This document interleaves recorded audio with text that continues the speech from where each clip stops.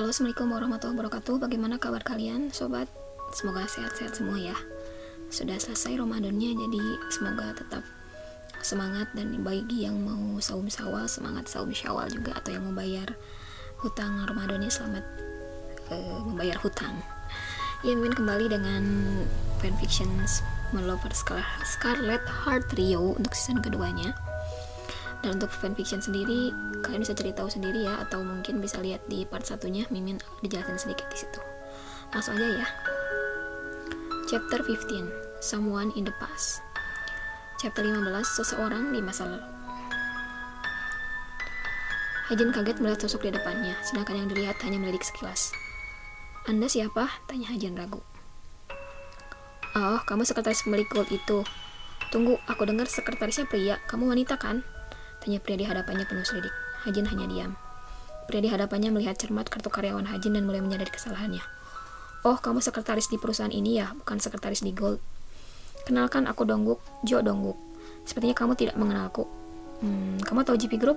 Nah, aku anak sulung dari CEO GP Group itu," kata pria di hadapannya. Kata pria di hadapan Hajin panjang lebar. Dongguk mencocokkan kartu karyawan yang ada di dada Hajin dan memegang dagu Hajin untuk memastikan orang yang difoto dan yang ada di hadapannya adalah orang yang sama. Tak lama kemudian, Junso turun dari kantornya. Beberapa manajer yang rapi berdiri di belakang. Junso urung melanjutkan langkah ketika ia melihat Hajin bersama pria asing. Junso mengarahkan stafnya untuk pergi terlebih dahulu. "Apa yang terjadi?" tanya Junso sambil menyembunyikan Hajin di belakang badan tegapnya. "Apa Anda pemilik perusahaan Gold? Bisa kita bicara sebentar?" Junso melirik Hajin meminta penjelasan apa yang terjadi dan Hajin hanya membalas dengan gelengan. "Saya sibuk hari ini. Apa yang Anda butuhkan? Silahkan hubungi Hyuk, sekretaris saya," jawab Junso dingin sambil melenggang pergi tanpa melepaskan pegangannya pada Hajin. Pria bernama Dongguk itu berencana mengejar Junso jika saja tidak ditahan security. "Baiklah, baik. Aku tidak akan mengganggu mereka," kata Dongguk dan security pun melepaskan cengkraman mereka. Dongguk lalu menuju meja resepsionis dan menanyakan cara menghubungi Hyuk. Skip. Junso baru melepas pegangannya ketika mereka sudah cukup jauh dari kantor. Junso memandang Hajin dengan sinis, sedangkan Hajin hanya tersenyum polos. "Aku tidak suka kamu dekat-dekat dengan pria. Aku membencinya. Shiro."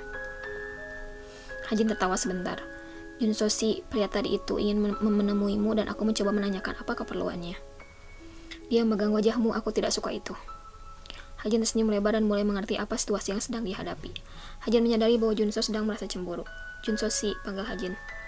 Junso mengarahkan pandangannya pada Hajin dan ia merasakan pipinya tersentuh benda yang lembut dan dingin. "Sepertinya kamu cemburu ya?" tanya Hajin sambil mengecup pipi Junso lembut. Junso kikuk dan segera meluk Hajin erat. "Kamu tidak boleh melihat pria lain. Aku tidak mau kamu pergi meninggalkanku. Tidak boleh." Hajin membalas pelukan Junso yang cukup erat. Dia menepuk bahu Junso lembut. "Bukankah sudah kukatakan bahwa aku tak akan pergi kemanapun?" kata Hajin.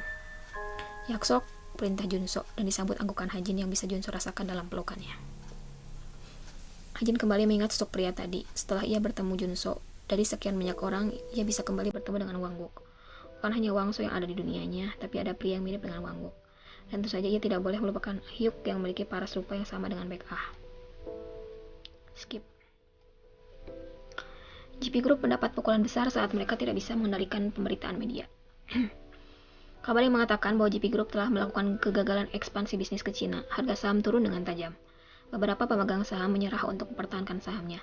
Gold Investment bergerak cepat untuk membeli semua saham yang tidak memiliki pemilik lagi. "Semua berjalan lancar, Pak," lapor Hyuk pagi itu. Junso tersenyum puas. "Berapa persentase kepemilikan saham kita di sana jika dijumlahkan dengan saham sebelumnya yang kita beli?" 42%, Pak. "Terus beli saham yang dijual dan pastikan kita memiliki saham di atas 50%, agar kita bisa mengendalikan perusahaannya." "Baik, Pak." Hyuk pun pergi meninggalkan Junso. Rencana yang sudah ia susun beberapa tahun silam kini tinggal menunggu menjadi kenyataan. Junso kembali teringat sosok ibunya, penderitaan sang ibu yang berusaha bertahan agar bisa memiliki dirinya. "Akan kubuat mereka menyesali apa yang telah mereka lakukan padaku dan ibuku. Aku akan membuat mereka bersinggung. Mohon maaf padamu, Bu," ujar Junso dalam hati. Junso sangat serius sehingga ia tidak menyadari kehadiran Hajin di kantornya. Hajin menatap takut pada Junso. Hajin merasakan keberadaan Guangjong di sana. Tatapan mata yang dingin dan penuh kebencian. Tak berapa lama Junso menyadari Hajin dan memberikan senyumannya. Oh, kamu di sini. Apa yang kamu perlukan? Saya mau pamit pulang, Pak, jawab Hajin sedikit bergetar. Ayo ku antar, ujar Junso sambil mengambil coatnya. Hajin masih terdiam di tempat. Wegere, ayo, ajak Junso sambil mengulurkan tangannya.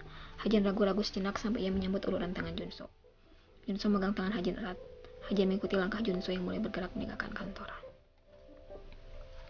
Di dalam mobil, Junso bersenandung kecil. Junso beberapa kali melirik Hajin, tapi yang dilirik hanya terdiam. Kenapa, Hajina? Apakah sesuatu telah terjadi? Hajin menggeleng cepat. Tidak ada. Tiba-tiba mobil Junso bergetar dan bergerak tidak teratur dan akhirnya diam. Ada apa dengan mobil ini? Tanya Junso pada diri sendiri sambil melepas sabuk pengamannya. Ia keluar dari mobil dan membuka kap mobil. Ada asap yang mengepul keluar. Junso sibuk mengibas-ngibaskan tangannya untuk melindungi agar tidak menghirup asap. Hajin keluar dari mobil dan menghampiri Junso. Hajinah, bagaimana ini? Sepertinya mobilku mogok. Betapa dalam mobil, aku akan menghubungi Hyuk. Junso menghubungi Hyuk dan tampak berbincang dengan lawan bicaranya itu. Ini sudah dekat, biarkan aku pulang sendiri. Junso menggerakkan jari telunjuknya ke kanan dan ke kiri. Baiklah, ayo kita berjalan. Aku tetap akan mengantarmu sampai rumah. Tak lama kemudian salju turun, salju yang tidak begitu lebat tapi cukup membuat suasana malam menjadi bertambah dingin. Junso mengeluarkan payung dalam mobilnya. Ia lalu membuka kot yang ia pakai dan memasangkan ke badan Hajin. Kamu akan kedinginan, tolak Hajin. Tidak, aku tidak akan kedinginan. Aku pria kuat, jawab Junso santai, walau dia berusaha menahan tubuhnya yang bergetar karena kedinginan. Ditemani salju, mereka lalu berjalan bersama menuju apartemen Hajin. Hajinah, tentang pria waktu itu, sepertinya wajahnya tidak asing. Apakah aku pernah bertemu dengannya ya? Hajin terdiam sejenak dan mencoba mencari kata yang baik untuk menjauh rasa penasaran Junso. Dia berkata bahwa dia adalah anak dari CEO GP Group. Kini Junso yang diam di tempatnya. Junso sadar bahwa dia berarti saudaranya yang berbeda ibu. Pantas aku merasa mengenalnya. Junso, apakah kamu tidak mengingat apapun di era Goryeo selain diriku? Entahlah, ingatan-ingatannya hanya serpihan. Aku hanya bisa mengingat jelas dirimu, tapi sampai saat ini kadang aku juga mendapat ingatan-ingatan lain. Tunggu, kenapa kau meninggalkanku dan menikah dengan orang lain? Hajin tersenyum. Perlahan, ayo kita mengingat cerita lama kita. Aku selalu berharap bahwa hanya ingatan indah yang ada dalam pikiranmu. Aku mengingat bahwa kamu meninggalkanku, sendirian dalam istana yang dingin. Kamu keterlaluan dan bahkan menikah dengan orang lain. Aku tahu rasa sakitnya. Bukankah aku di sini sekarang? Lupakanlah kenangan pahit masa lalu dan bisakah kita hidup bahagia? Junso tampak berpikir sejenak. Ia mengangguk. Pastikan kamu membayarnya di sini, kekecewaan dan kepedihanku di masa lalu. Hajin berhenti berjalan dan memegang wajah Junso. Akan kupastikan kita akan bahagia di sini. Skip. Hajin sedang berjalan menuruni tangga saat seorang perempuan mendekatinya dan sepasang tangan mendekati punggung Hajin. Ah! Teriak perempuan itu saat Hyuk memelintir tangannya. Bersambung. Mohon maaf ya kalau Mimin agak serak hari ini karena memang lagi kurang enak tenggorokan. Dan maaf juga tampilannya sangat sederhana karena Mimin ini lagi nyoba perangkat baru ya. Mimin nyobain bikin video di Chromebook ya, bukan laptop biasa. Jadi Mimin masih mencoba mencari-cari biar lebih baik, cuman ini masih percobaan.